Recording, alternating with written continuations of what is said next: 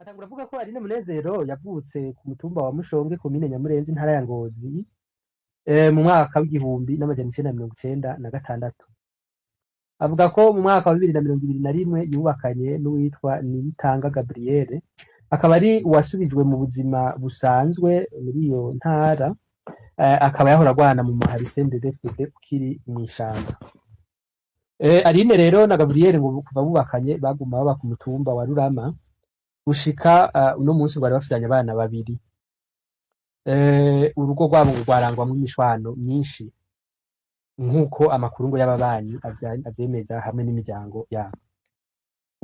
Uwo serugo rero Nibitanga ngo asanzwe akora urudandazwa rw'ibitoro mu buryo bwa magendu, maze umukenyezi wiwe Aline Munezero akamufasha akabikurikirana.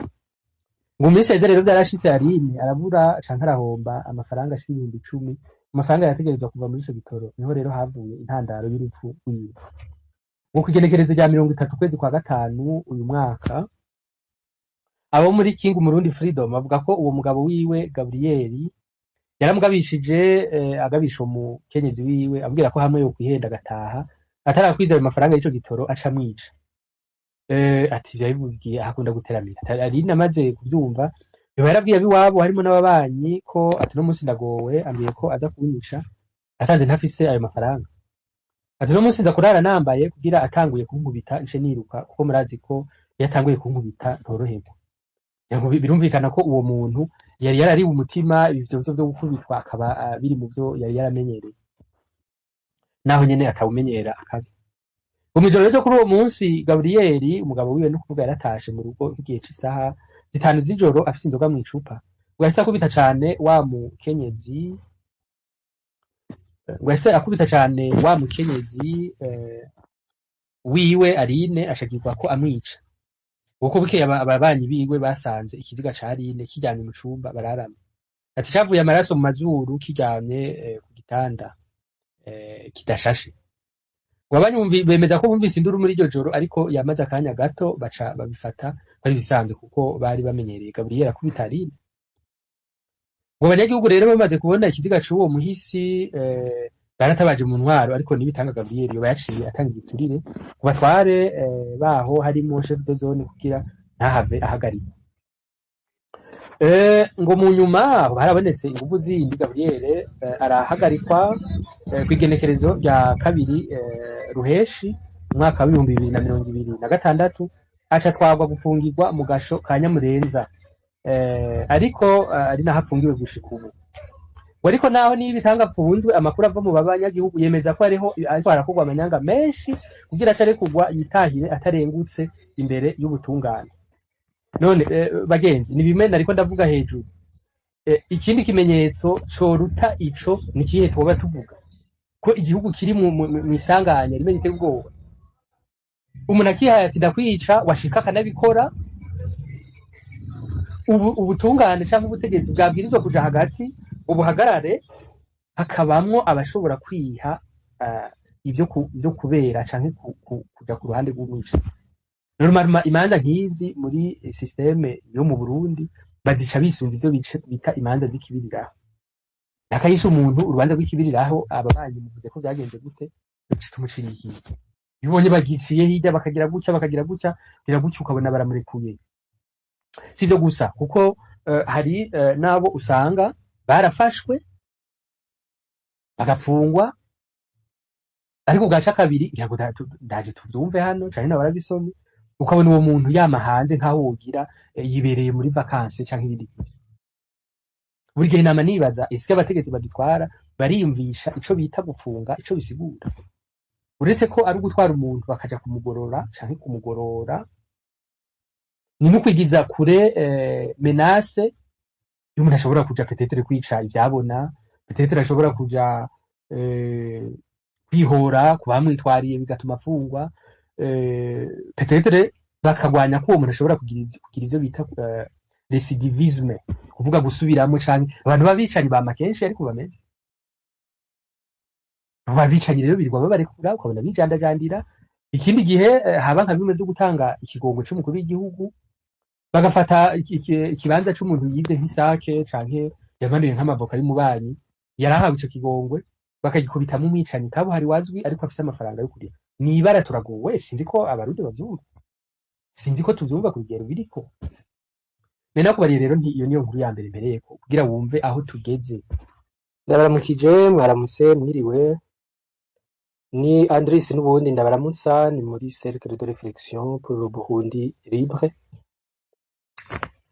twama twibaza tuti ivy'ubu Burundi tuzobigenza gute canke tubigenje dute kuko nyene vyibonekeza ata gukekeranya ko igihugu cacu camaze kugwa mw'isanganya canke imbere kigeze ahatemba nk'uko babivuga ivyo sagaseseshwa rumuri none rero Egira subire ndabaramutse kuri uyu munsi genekerezo rya 13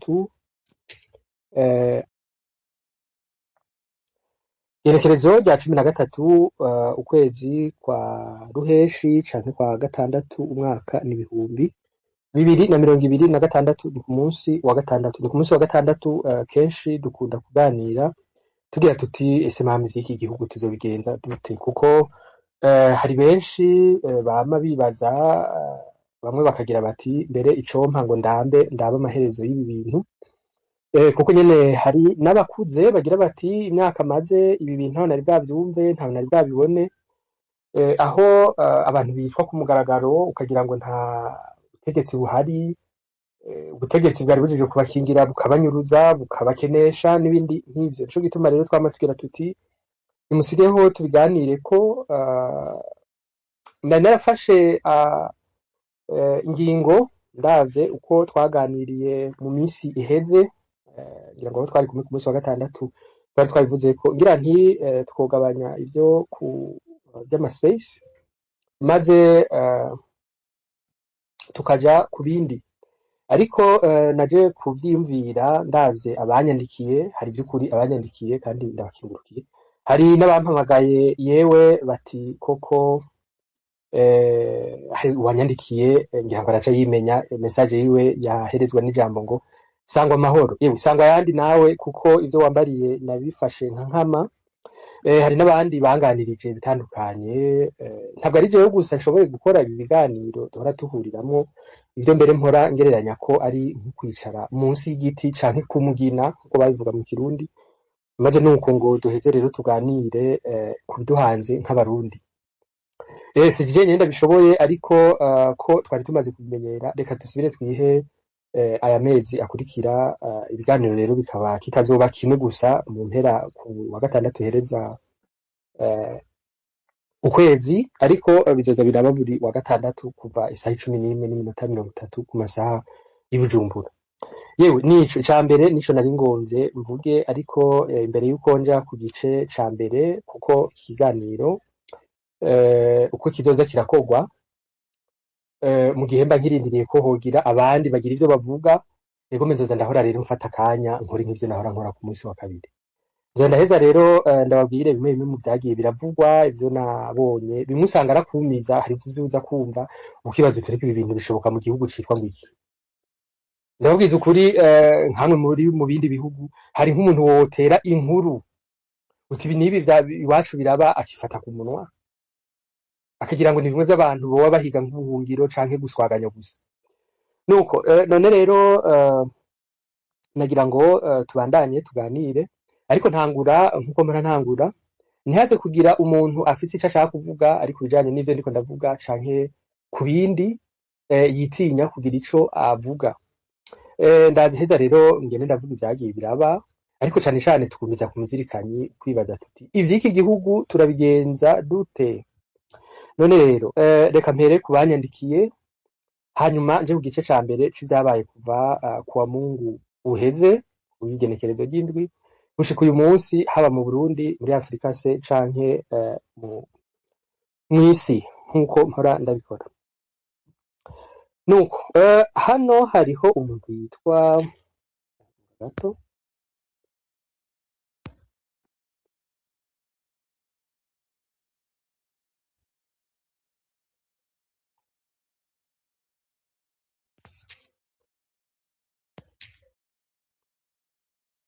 nkuko rero nenda bivuze nuko hari mu bo twari duteramanye ku munsi wa gatandatu hariho uwitwa Sindaruhuka yanyandikiye commentaire hano ati Andrisi ndagushimira ibiganiro vyawe ni vyiza ivyo ukora ivyo uganira atariko ubwirizwa kuburi innocent ati canke ndabivuze mu majambo make ubwirizwa kuburi naife muri politike ati ivyo uvuga vyoshobora kuzotuma ugira ndashikirageje kubivuga mu kirundi yavuze ko vyoshobora gutuma ngira notoriete ngo kuruta nabiyise ngo honorable sitabo yashatse kuvuga ati vyoshobora rero kugufasha ukanaba bimwe vyitwa nko kumenyekana canke kuba ikirangirire sinzi ko ariko yashatse kubivuga ati kuruta nabo biyise honorable sinzi aba yashatse kuvuga atariko ivyo uko vyodushikana kuri ubwo Burundi canke ico gihugu wifuza ati ntavyo mbona mugenzi ico no kwishura ndari nakwishuye ubushize uretse ko twari twakoze space amaze amasaha hafi 9 kaheza rero nkabicisha ko amajambo make ntaruka ariko ico nagira ndakubwire nuko utogira ubwoba ubwa mbere ntabwo ndi naife kuko sinzi uburyo washatse kubivugamwo wongaya ibindi ariko uko nizi nta bujuju canke naivete nizi ko ubushize nakubariye ntisimbaye nka babandi bashima ubwenge bwabo burya ngo bikarangira atana bumwe bafise ariko mu bijuju canke abantu bavuga ibibaje mu mutwe canke batiyumviriye ntabwo ndimwo kuko bimwe mu vyo mvuga ni ibintu mba nateguye kandi rimwe nkagerageza guhiga amakuru arushirije nimba ntoba ndiko ndijandajandira ivyo rero mvuga hari ubwo ngira n'ivyo bita ama resultat escompté nukuvuga resultat uko nobivuga canke bishobora kuvamwo mba niteze bimwe nkabibona rero icuko noba ndi naife canke ndinosa ntubifata uko ariko nimba bifashe mu buryo bw'uko politike nziza ari ibi vyo kunigagura abantu aho muciye hose abanyepolitike kumva ko mu vyo navuze ntavuze ko abantu ari kubanigagura no kubanyaga no kugira iki ivyo ndabishingira cane ku mategeko nama ndiko ndabivuga ivyo bihugu mwirukamwo muvyirukamwo kuko hari abavuze ibi ndiko ndavuga canke bavyiyumviriye imyaka amajana aheze biraheza rero bituma non pas seulement ko ababo ari bonyene baba muri ivyo bihugu batekanye ariko n'abandi bava ku mpera z'isi bakirukayo ku buryo twavuze ko harabusanga bagurisha amazu harabusanga bagira iminsi mikuru batiyaviza enfin dairos biva rero ko hari abantu batashatse kugumiza umutima kw'ivyo vy'ukwigira ni jewe atari jewe nta wundi igihugu gitegekwa n'amategeko igihugu kigengwa n'intahe kigengwa n'ingingo none rero nimba ivyo ndabivuga ukavyita ko ndi umuntu ari innocent canke yijandajanda innocent reka mbere mu vyemera kuko nakubariye ko ntarigera nica n'isake yayindi vyura abantu mu gitondo nta n'umunsi n'umwe sinzi rero ko ari ivyo woba wita innocent ariko ico ngomvye gusa kukubarira mugenzi ntuhave wibesha ko ivyo ndiko ndabivuga nk'umuntu ari moins expérimenté canke avuga ivyo atazi sinzi vyose nico gituma jewe ivyo mvugira aha nimba ubigaya canke ubundi yoba yibaza uko nshimye ko atari je jenyene mvuga ngaha avuga ivyiyumviro vy'abantu benshi jewe innocent ero naife ivyanje bitaruke wumviriza ivy'abandi mugabo nta yindi nyishu nimwe ihari kuri societe ku gihugu kereka kigenzwe n'amategeko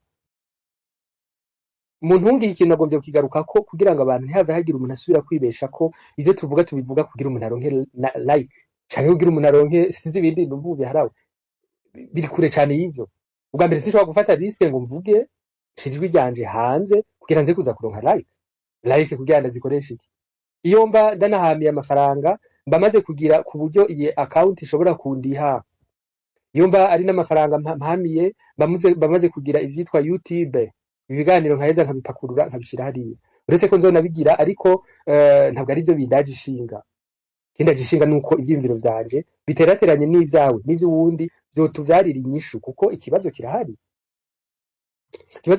tumaze imyaka 70 abantu bapfa abantu bicwa abantu bagendana agahinda abantu ntawe bivuga ngo bimare none rero ikindi kintu ugize uti uri naife ivyo uvuga sibona bizodushikana wewe uvuze ibihe basi nibura sindiko ndabarira yitwa Sindaruhuka ndiko mbarira n'uwundi yoba vyibaza gutyo ibi vy'abantu bari naife n'ibindi nk'ivyo reka dufate katani nico bimaze tubarira ibindi nibura kereka nibona ko atakibazo gihari nibona rero ko atakibazo kihari nuko ufise umutima umwe umeze nk'uwibuye.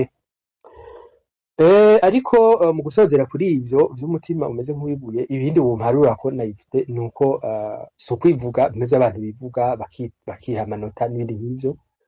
Ntabwo ndi umuntu ari bamwe batagira umutima wa runtu, siniko ndivuga ndabivuza aho hejuru, ariko nsanganywe ikintu siniko novyita umutima runtu. Hari igihe abantu baca baja ngo urumva ngo ivyo uvuze ngo ntivyoshoboka ngo kubera ngo les puissances ngo regionale les puissances, ivyo vyose ndabizi, ntabwo ndi umuntu w'umuyenkilte, ntumbone gutya mugenzi. Mugabo ivyo bintu abantu batavugira ku mugaragaro, ntabwo bintuma ntashobora kuvuga ivyari bikwiriye kuvugwa. Nivyo uwo ndamwishuye kuvyo yari yatubariye. Hanyuma uwundi hano yaranyandikiye aciye kuri iyo link ya NGL, yanyandikiye gute?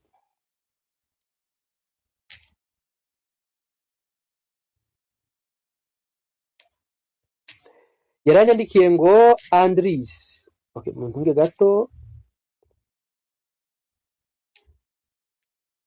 Yaranyandikiye ati Andris, ati you are a dangerous implicit Tutsi extremist. Ati your details Burundi's Tutsi discrimination, ashira entre parenthèses ati ni vyiza, ati but strategically ignore that your role model Kagame's development relies on Tutsi supremacy based on military recruitment, ashira entre parenthèses ati Tutsi cadet, ati exclusive Tutsi dominance in all key roles. Siniko no bivuga muri make Kirundi naho nziko twese tuzumva. Ati Andris, wewe uri umututsi ari danger canke ateye ubwoba canke sinziko no bivuga, ati umututsi umu extremiste canke babandi batwarira hejuru. Ati umuntu akumviriza ushira imbere ibintu vya extremisme tutsi. Ati uriko uravuga abatutsi nyene barenganye Burundi, ati ni vyiza kubivuga, ariko uriyibagiza icitegererezo cawe Kagame, ukavuga development akora ngo cane cane ishingiye kuri supremacy y'abatutsi no guhinjiza abasirikare bakuru b'abatutsi. Ati no kubashira mu myanya myiza ya gisirikare mu Rwanda. Ubu rero urumva ko aranyagirije. Reka nawe ndakwishure mugenzi.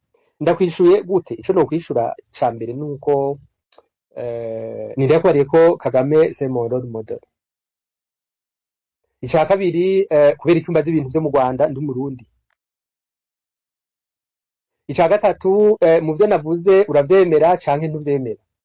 Nibaza ko uyu muntu yavyanditse cane cane ashingiye ko nariko ndavuga aho usanga mu ba procureur, mu batwara amasentare, mu batwara intara z'ubuvuzi, mu batwara donc murabona ngira ngo nabivuze ubushize n'abandi benshi barabizi, ugasanga ubye harimo umututsi umwe canke nta numwe arimo. Ivyo rero sinaco kibazo kuko nta mututsi aserukira uwundi, nta n'umuntu aserukira uwundi. Mugabo iyo exclusion iva kuki? Iyo bakwereka abanyeshuri b'abarundi biga mu Burusiya, bakakwereka abanyeshuri b'abarundi biga muri Algeria, bakwereka abanyeshuri b'abarundi biga n'ahandi ahashobora kuboneka amabourse, usanga ata mututsi n'umwe arimwo canke harimwo umwe. Nibiki ivyo? Sinzi ko arivyo wita ko noba ndi umututsi ari danger. Ndakwereka ko ndi umututsi tout d'abord. Nibaza ko rero ibi ni ibintu bidakwiye kongera kudusamaza. Sinzi umuntu bushize yampamagaye turiko turavugana arambarira ati reka burya wari ubizi ko hari abantu baba FDLR baja mu maburse ya gisirikare, donc yagenewe igisirikare c'u Burundi, ugasanga hagiye nk'abasirikare 15, mugabo ugasanga muri bo harimo abasirikare by'ukuri b'u Burundi canke b'abarundi 4 3 n'abandi ari abanyekongo. Ukwibaza igituma burse zagenewe igisirikare c'u Burundi hajamwe n'abasirikare b'abanyekongo ko nibo binyegeza. Ivyo bintu birateye ubwoba, nivyo binataka ikibazo bigutera, sinzi ivyo ushaka. Bien, nivyo nari nashatse kugira nti noshobora kuvyishurako, ariko mbandanye nibutsa ko ku mwanya wose wewe duteramanye nawe uzonyumva mu buryo bw'amajwi afashe utobura gushikiriza iciyumviro cawe hamwe woba ugifise mu buryo bw'amajwi afashe uze ushiremo komantere nzokwishura canke abandi bakwishure egome none rero bagenzi eh, nagira ngo nje ku gice ca kabiri c'ikiganiro aho mpora mvuga ivyabaye muri kuri aya matariki nafashe kuva igenekerezo ry'indwi ruheshi gushika uyu munsi ni ukuvuga kuva kuwa mungu uheze gushika uyu munsi no mu ndwiza tuzoheza rero duhere kuva kuwa mungu wejo gushika ku gatandatu w'indwiza none rero igenekerezo ry'indwi ukwezi kwa gatandatu kugera igenekerezo rya 13 ukwezi kwa gatandatu ni biki vyabaye muri kahise duhereye i Burundi. Igenekerezo rya 8 ukwezi kwa gatandatu umwaka w'ibihumbi 2022 niho uwari umukuru w'igihugu c'u Burundi Nkurunziza Pierre w'imyaka 55 yajyamiye ukuboko kw'abagabo mu bitaro vy'Ikarusi vyitwa natwe turashoboye.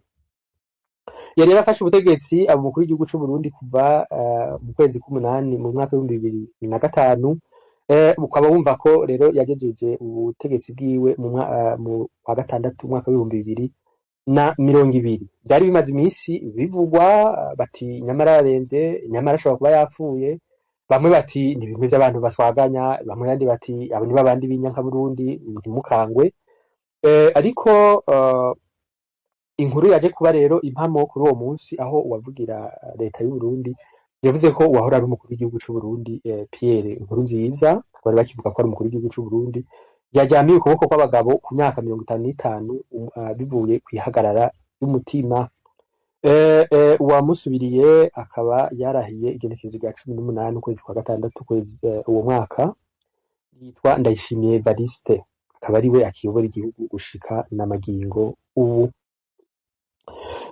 Ikindi novuga ku vyabaye muri aya matariki nuko igenekerezo ry'indwi ukwezi kwa gatandatu mu mwaka w'igihumbi n'amajana 967 intambara yiswe iy'iminsi 6 yararangiye muri Israeli bituma Israeli yari yatsinze ibihugu coalition y'ibihugu vy'abarabu vyagifise hamwe birimo za Misiri n'ibindi bituma ahubwo ica yiyagurira ikava kuho yagarukiriza imbibe maze iraheza ifata umwigimbagirwa wa Sinai ni ukuvuga peninsula ya Sinai ifata Gaza ifata West Bank ifata imisozi miremire ya Golan ifata imisozi miremire ya Golan. Yewe nuko niko vyagenze nayo igenekerezo ry'indwi kwezi kwa gatandatu umwaka w'igihumbi n'amajana 981 igisirikare co mu kirere gisata c'igisirikare ca Israel Tsar kigwanira mu kirere cagize operation yitwa operation Opera maze gisambaguza reacteur ya nucléaire ya Iraq yari ahitwa Osirak nayo nyene yitwa Osirak. Aho gusa nogenda nibukije ko ukunyene mubona Israel igenda ikaburizamo imigambi y'ubushobozi bwa nucléaire bwa Irani. Ico gihe Irani ntiyari yagakomera gose kuko tubibona ubu cane ko ariho revolution yari kiba yo bise revolution ya Kiislamu ariko igihugu cari gikomeye muri iyo minsi muri ako karere ni igihugu cane cane c'abashia naba ntihenze nako c'abasuni urantunga cari Iraq ya Saddam Hussein nuko rero niyo bikanga cane Iraq ya Saddam Hussein yari ikomeye ngira ngo harabaca bibuka ivyari vyariswe ingwano ya Iraq na Irani yari ico twokwita karahabutaka sinzi ko novyita uko ariko ngira ngo muribuka vyavuye bishikira uwo mukuru w'igihugu w'igihangange wa Iraq Saddam Hussein muri 2003 aho yamejagiweho ibisasu karabutaka bakamukuraho yari yarinyegeje bakamuhitana bamuciriye ubwo upfa.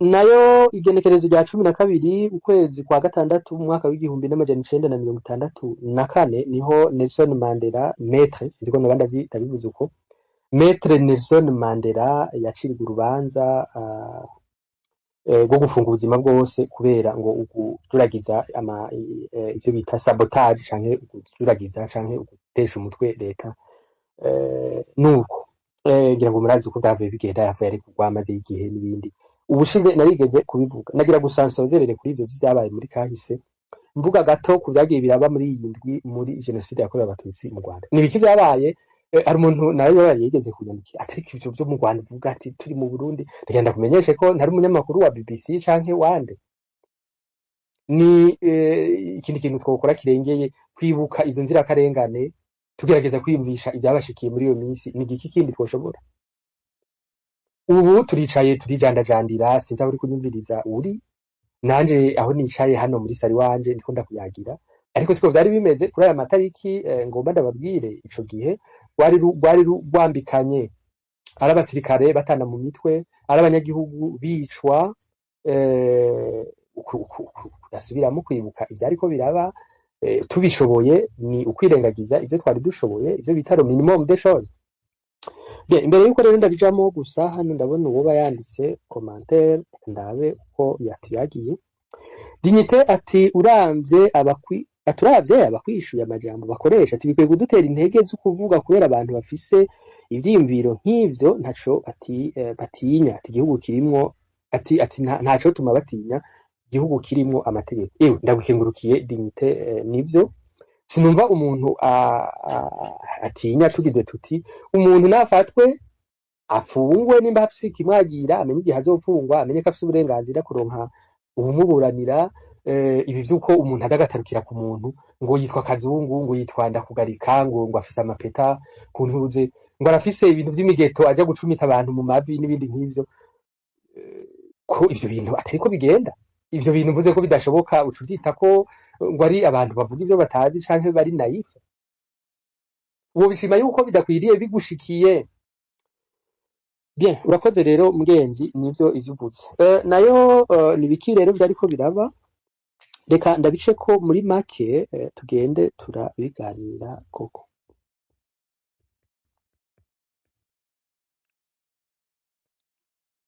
ndahera igenekerezo ry'indwi ukwezi kwa gatandatu umwaka w'igihumbi n'amajana 994 ivyo ngira ndabashikirize biva ku vyandikwa n'umuntu yitwa Patriote Junior igenekerezo ry'indwi ukwezi kwa gatandatu murantunga umwaka w'igihumbi n'amajana 994 vyariko bigenda gute nguko uko uyu mwanditsi abivuga ni inkuru yanditse mu Congereza ariko ndagerageza kugenda ndayivuga mu Kirundi ndagerageza bime baro avuga ko iryo genekerezo habaye imirwano ikomeye muri Kigali maze abasirikare ba RPF bagerageza kwigwanako nk'ahitwa Nyamirambo kwa Kadafi niho bafata uwo ahitwa Nyamirambo kwa Kadafi ku musigiti niho bahafata maze barabandanya niko ngo igisirikare ca kera c'u Rwanda FAR caguma kigerageza gufata umusozi wa Rebero nuko uko babandanya niko ngo kompanyi ya 59 n'abandi bivuze neza yitwa Bravo niho bagerageza kugira ariko barashobora gukingira uwo musozi wa Rebero wari ikibanza kiri strategique mu ngwano bituma FAR idashobora kuhafata imigwano rero ngo yarabandanyije birabandanya gushika aho abasirikare ba RPF babandanije gufata handi nk'ahitwa Nyamirambo nayo igenekerezo ry'umunani ukwezi kwa kane umwaka w'igihumbi n'amajana 994 nako ukwezi kwa gatandatu umwaka w'igihumbi n'amajana 994 vyari bimeze gute habandanyije imigwano aho Nyamirambo bari barafashe n'ahitwa Gatsata niko abasirikare ba RPF babandanyije kwigarurira ibindi bice nk'ahitwa Kimihurura barahagwanira koko maze ngo bituma bashobora kunetraliza intera hamwe n'abandi bafatanya nabo nuko babandanyije kwegera imbere ngo gushika bashoboye gufasha abasivile bari baraguye hagati bari baraguye muri ivyo bice vyagenzurwa n'igisirikare ca kera FAR. Ariko ngo ariko banagwana n'abahora bacunga umukuru w'igihugu, ni ukuvuga aba GP. Igenekerezo ry'icenda vyari bimeze gute? Igenekerezo ry'icenda imigwano yabandanije ku misozi yitwa ahitwa Gisozi. Babandanije kurasa ibikoho bikomakomeye ariko bakingira umusozi witwa Gisozi. Ariko uko bagerageza kwegera mu buraruko bwa Kigali niko abo mu gisirikare ca FAR babandanya kwigira inyuma, aho bahavuye baja ahitwa Kivugiza, barabandanya babigiza inyuma, barabakura no mu position bari barimwo ahitwa Gikondo. Kuri uwo munsi w'igenekerezo ry'icenda niho imigwano yabandanije ahitwa Kimihurura, ahitwa kwa Kadafi, Gatsata. Hanyuma headquarters ya Minware yararashwe ahitwa ku Gisimenti i Remera,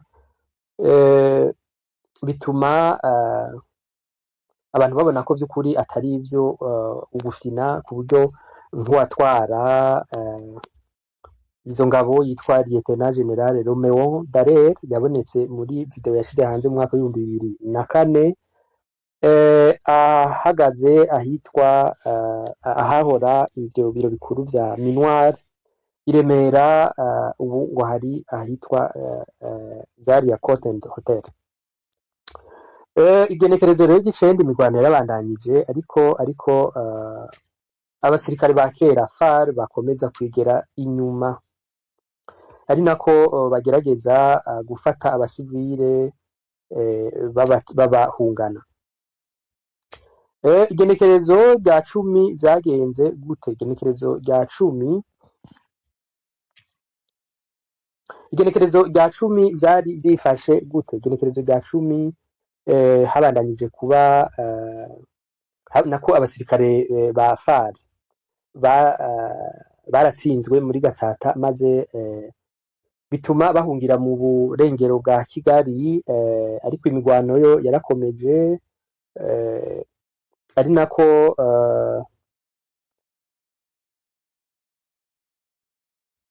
nako haba uguhererekanya imbohe n'abahunze. Vyarategekanijwe aho abasirikare cane cane abo mu miryango y'abasirikare bo muri FAR bari barafashwe na RPF, bahererekanijwe n'abasirikare ba RPF nabo bari barafashwe. Ivyo ngo vyarabandanyije, ariko n'imigwano ariko iba, ariko ngo morale ku ruhande rwa FAR ariko ibandanya itakara, babandanya gutakaza urugamba, abandi bahunga igisirikare, niko vyabandanyije. Nayo igenekerezo rya 11 vyari vyifashe gute? Igenekerezo rya 11 imigwano ngo yarakomeye gose muri Kigali, ahitwa Gitarama niko abasirikare ba RPF babandanya kwegera imbere, abasirikare ba FAR nabo begera inyuma, ariko na genocide ibandanya kuba. Uwo munsi ngo watanguwe no kurasana bikomeye, ngo ariko haba cane cane kurasana bikomeye cane kuva ku abasirikare ba RPF barasa bavuye amasasu akarabutaka yava ku misozi ya mo Kigali, ari nako abasirikare ba FAR bata ibirindiro vyabo bikuru, nuko ngo baraheza rero abasirikare ba FAR bata ibirindiro nk'ahari hari ikambi ya Kakiru, babandanya bahunga baca hitwa Kigali National Library aho iri ubu. Nuko ariko igenekerezo rya 12 naho biraheza bigenda gute? Igenekerezo rya 12 ari naryo nashoboye kubona kuvyo bavuga ko Imirwano ngo yarabandanyije nk'uko vyari bimeze ariko cane cane abasirikare bo mu barinda umukuru w'igihugu Juvenal Havyarimana bakaguma bagwana, ari nako aho baciye hose bakongereza ibijanye no kumara abatutsi. Niho rero ngo munsi y'uburongozi nako ari inkuru yanditse mu Congereza, ngerageza gusa kuyisigura d'une façon iri instantanée. Ngo mu buryo rero munsi y'uburongozi bwa Lieutenant Colonel Charles Kayonga ubu ngo ari retired, babandanije gutegura uko bashobora kuja gutabara abantu bari barafashwe bugwati ahitwa Saint Paul. Ngo iyo operation yari ifise umugambi wo gushobora gushikira aba civile no kubatabara cane cane bari bari mu gisagara ca Kigali. Imirwano rero ngo yarabandanyije ikomeye ahitwa imirwano rero ngo yarabandanyije ikomeye ahitwa Kimihurura, Nyamirambo, Kigali muri centre ahitwa Kimisagara,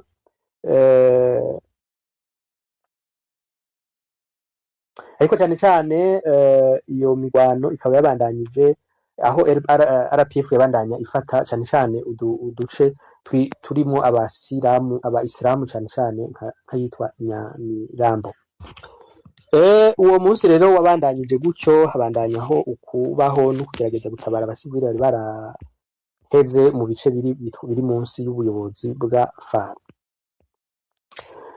Nakwariye ko ku munsi nk'uyu wa genekerezo rya 13 atagishasha nabonye cabaye, imirwano yarabandanyije ariko ngira ngo wombaze uti none utubariye uko urugamba rwari rumeze. Yewe ndakubwira ko ku ahandi nasomye usanga nka hose bahurira ku kintu kimwe. Mu gihugu cose abatutsi barabandanyije guhigwa bukware, abari barahungiye mu bice bimwe bimwe bakabahigisha ubugome canke ubugizi bwa nabi burengeje urugero. None rero uko nama ndabivuga, nta kindi twokora twebwe ubu kireka kugira tuti turabazirikana canke turibuka, turagerageza kwishira mu ciyumviro ububabare n'agahinda mwari murimwo ico gihe. Muti rero nimubandanye muruhuka amahoro, mwongere mudusabire twebwe abasigaye. Nivyo nabonye vyabaye muri aya matariki. Wewe hari ico wogira uti yewe hari ico nibutse, hari ico novuga, ntiwitinye gusaba ijambo ari ngaha, ushobora no kutubwira uti aya matariki nanje nibukiye. Uti nibuka ko ariho natangura ishuri par exemple, uti nibuka ko nico nashaka ko ibi biganiro niko nashaka ko ibi biganiro bimera, kaba kanya ko kuvuga, kuganira n'ibindi nk'ivyo. Yewe ntiwitinye rero, nta na kimwe kiri bete ushobora kwikeka ko woba uvuze. None rero nagira nje ku gice ca kabiri nako ca gatatu c'ikiganiro, aho mpora mvuga ivyo nagiye ndabona muri iyi minsi. Naho ikiganiro citwa tuti tubigenje gute, sinagombye kuguma nsubiramwo ngo yewe ngo burya rero ivyi Burundi bimeze uku, ngo bikwiye kugenda uku.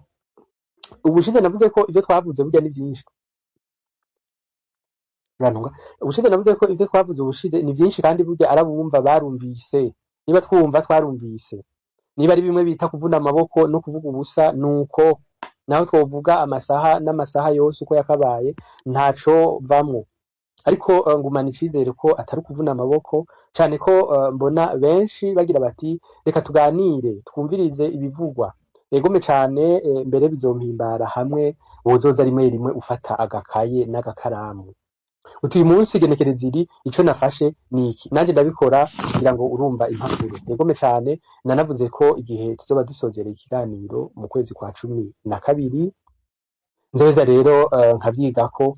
Bizotwara igihe kinini se canke gito, ariko ibiganiro ivyo twaganiriyemo ngaha navuze ko nize vyinshi, numvise vyinshi. Hari naho novuga ko nazimurutse ubwanje, nahora nibaza nti ibintu vy'i Burundi bimeze gute. Hari vyinshi nize, ivyo mwavuze vyinshi navyigiyeko. Ntubura na jewe muri duke navuze ko hoba hari ivyo wumvise. Navuze ko rero tuzoheza tukabikuramo igitabo. Nitwanga kugisoma, abarundi bazoza mu myaka iza bazogisoma. Egome nivyo. Nuko rero wewe duteramanye, ngira mbe ndabayagira ivyo nabonye canke numvise vyavuzwe muri iyi. Ariko ukagira ico ushaka kuvuga, ntiwitinye. ushobora kwandika uciye ngaho handitse NGL ugakorako ucubona aho ushobora kwandika ubutumwa. Ico bifasha nuko atawuza kumenya uwo ari we naho yoba jewe nyene ari uwanyandikiye ubushize, atariko ukoresheje iyo application wewe urashobora kubona abakwandikiye. Bisaba ko ubirihira, sinzi igituma nobirihira ngo ndabe uwanyandikiye ndamushaka kwiki. Rero ko impangayikishije ari ukubona gusa ubutumwa umuntu aba yashikirije. Nabigize gutyo kuko hari abantu bagira bati jewe ndavye aho ndi canke ivyo njejwe mba mvuze ibi, ariko yewe reka ntazikora ko ivyo ngaha ndabizi. Ubu rero ntiwitinye, vuga ico bagomba kutubarira. Nigeze kuvuga ko nimba abarundi dufata oseri ivyo tuvugana, ukaba uri no mwiperereza muri babandi banigagura abantu canke babandi bazibura imigeta abantu mu kubemeza ibi na biriya, twibira akabanga ejo ninda zonyuruzwa, twibira akabanga tuvuge ngaha yanyage. Isoko muzoturira ejo bundi niyihe, bitubwire turabe ko abantu bogira utwo bahungishije. Ivyo ndabivuga kuko hari benshi bakunda kuvuga ngo urumva ngo muri systeme ndimo ngo mugabo ntayo nemera da, ntayo nemera ngo nikubera yuko ngo aramaramuko. Yewe nivyo turavyemeye, reka tuvyemere. Twibira ku kabanga rero kibitegurwa tugire. Aba bantu banyuruzwa ejo bundi ngira ngo ndakuza kubavuga banyurujwe nande, batubwire ababanyuruje. Bari abantu batogwa ibiziga ku mitumba yose, bamwe ata mitwe bagira, abandi bafashwe ku nguvu n'ibindi nk'ivyo. Twibira ku kabanga tubwire ingene zagenze. Nivyo nico gituma nayo uwoca ngaho hari akantu kameze nka mikro, ubutumwa nako ndaca mbona ko wasavye ijambo, ucuduga rero uheze utuyagiye ivyo ugomba kutubarira. Kandi ntibibuze utampinyuza, rigashobora kwihenda ivyo ndiko ndavuga. Uti nyamara wa mugabo we canke wa muntu we aha urihenze, niko abantu bahanurana. Ushobora no guca ngaho hari akantu kameze nk'ikete mu buryo bw'iyi space, niwakorako ucubona aho ushobora kwandikira ubutumwa. Yewe ndaza kubusoma nuko kwari kubibutsa gusa. Intahe time atamahoro Andrise, nizere yuko wakize. Yewe narakize, simvuge nkababe andi ngo ndi nkamabuye, ariko narakize meze neza kandi ndagushimiye yuko ubimbajije mwe bita ngo that you care. Arabandanya atewe waduteye irungu ati ndwiheze twari muri space z'urusaku gusa. Yewe karibu rero tuganire wa mugabo we, namwe ndabashimiye duteramane.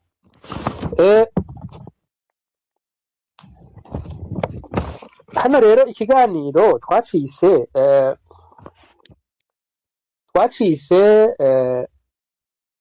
ivy'ubu Burundi tubigenje dute. Hano ngoma ndababwire inkuru negeranyije zija kumera nk'izisa zine. Mwumva ibintu bishikira abarundi zinga inkuru zine. Nisho baje guhera kugira wumve ko vy'ukuri twugarijwe.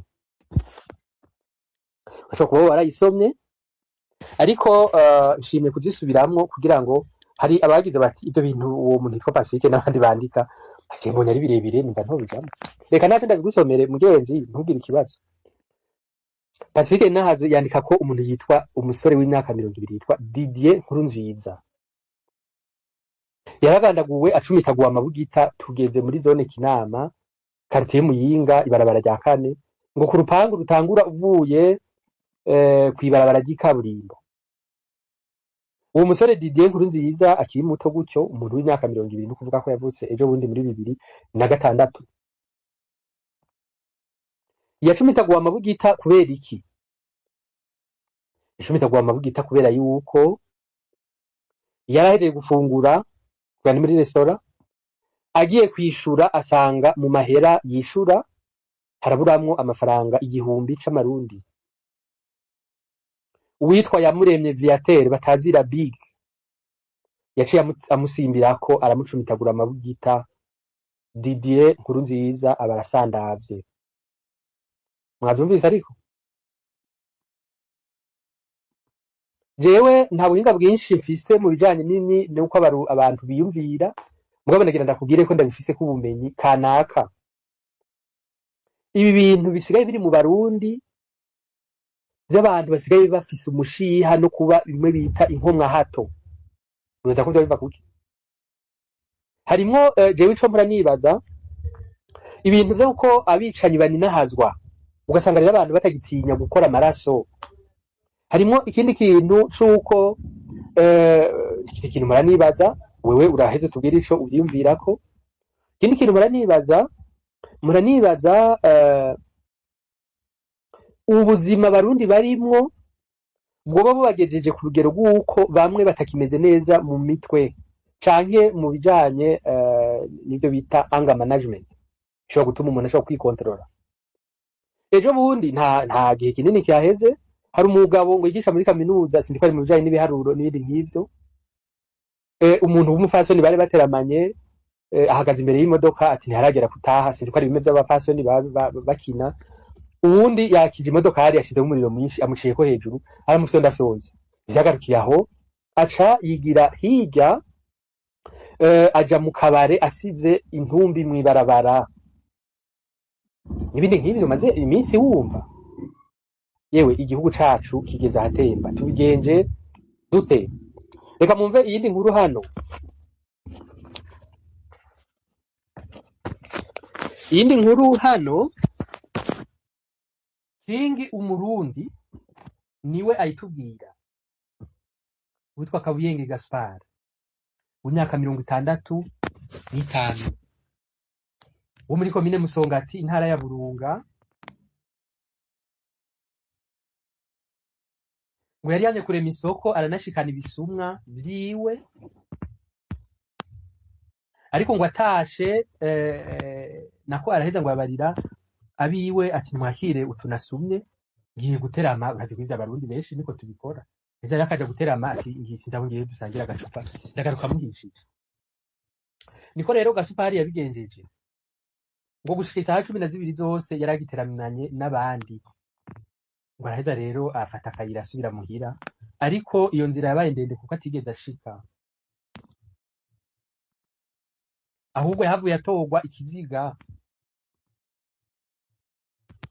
Maze ngo ikibabaje ngo nuko hari abaciye nako abatware bo hasi baciye bategeka yuko ahambwa gihutihuti, naho nyene abajyango biwe atariko babishaka bagira bati nimushire mu buruhukiro muri vya bindi vyo kugerageza gukora amatohoza cane ko hari nabo nabiwe batari bari